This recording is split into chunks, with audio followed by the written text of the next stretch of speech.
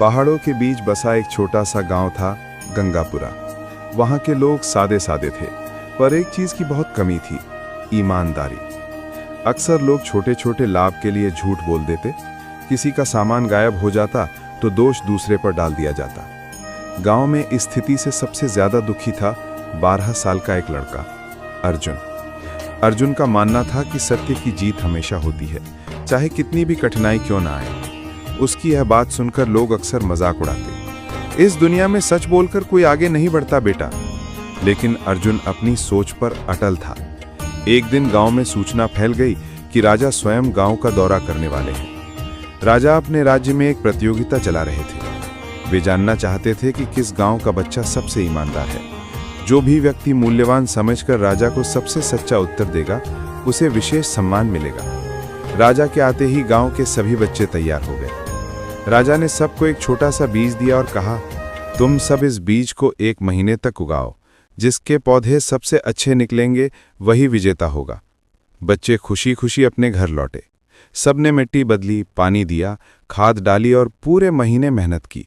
सभी के गमलों में सुंदर सुंदर पौधे उगाए, परंतु अर्जुन का गमला खाली ही रहा।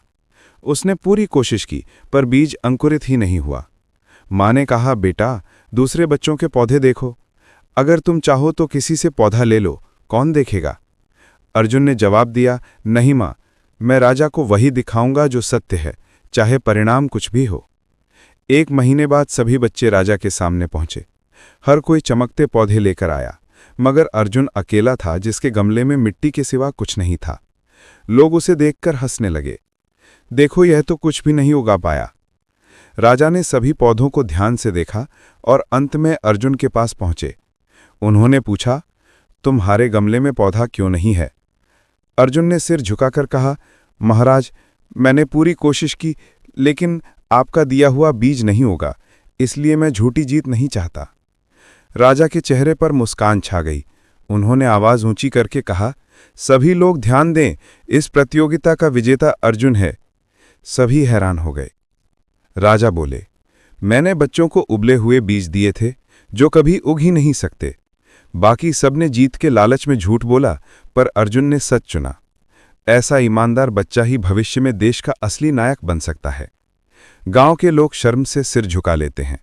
उस दिन के बाद गंगापुरा में एक नई लहर आई, सत्य और ईमानदारी की लहर। लोगों ने जाना कि असली जीत सत्य में होती है, दिखावे में नहीं।